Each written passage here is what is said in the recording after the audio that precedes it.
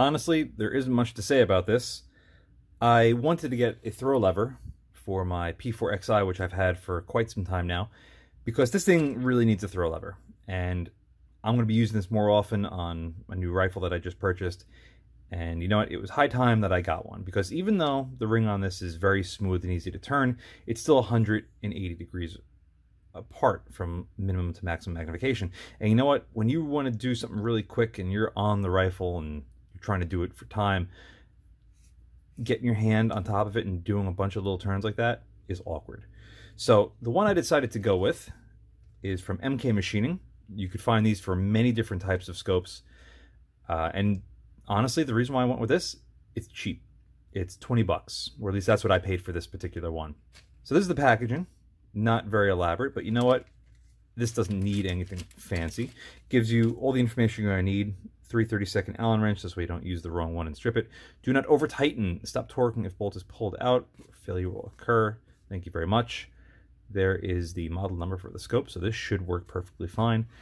Anyway, let's take a look at the actual throw lever. I'm not too savvy with 3D printing. This could be PLA or something else. I don't know. I really don't. But we're going to take a look at it and see how well it functions. So right off the bat, this thing is featherweight. You know, while we're at it, we might as well check it. But this thing cannot be very heavy. 0.46 of an ounce is what I would consider to be featherweight. And again, good. Less weight is always more. Right on the side, we have our model number, or at least what it's for, Steiner P4XI. Now, there are several different types of the P4XI. The 1 to 4, I think they have a 4 to 16. I don't think they want any higher in magnification on this series, but this should work for either of them. We have, well, there's a brass insert over there, and there is our Allen head fastener. So one thing to note, we have this rounded section over here that doesn't have any splines in it, and the spline section over here. I believe the round section over here will be going in this groove to make it captive. And while we're here, we might as well try it out. So this should split or spread very easily. And it would help if I put it on the correct way. Let's see how this looks. That looks pretty good. The only thing I got to do is clock this a little bit better because we're at 180 degrees rotation.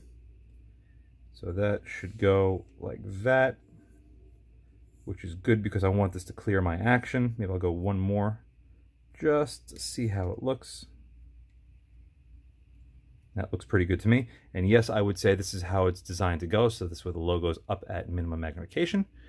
And let's get this thing tight. Now, the design of this should allow this to be pretty loose on here and have it still function flawlessly. So I don't have a lot of pressure on that screw because I don't want to, one, damage this any way, shape, or form, and two, not crimp on the magnification ring enough to have it cause a problem. But anyway, that looks like it'll work perfectly. And as you can see, it's a lot easier and faster to go from minimum to maximum magnification. And this is actually very, very long, so you have a lot of leverage on this, so it makes this spinning absolute breeze. If you wanted to trim this down and reshape it, I'm sure you could, but I think for right now this is going to be okay, unless my action interferes with it, which I really hope not. But guess what? If it does, all I have to do is loosen that up, clock it another spline or two, and reset it. Because like that, you'll see I have tons of clearance over here.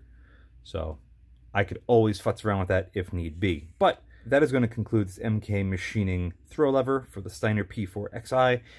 For 20 bucks, this thing is freaking awesome. I'm going to see if they have them for the Vortex Viper and PST because those really need them as well. And just so you all know, I bought this with my own money because 20 bucks for something that works is absolutely worth it. Thank you very much for watching. See you again next time. And a huge thank you to all of my Patreon supporters. Without you, this wouldn't be possible.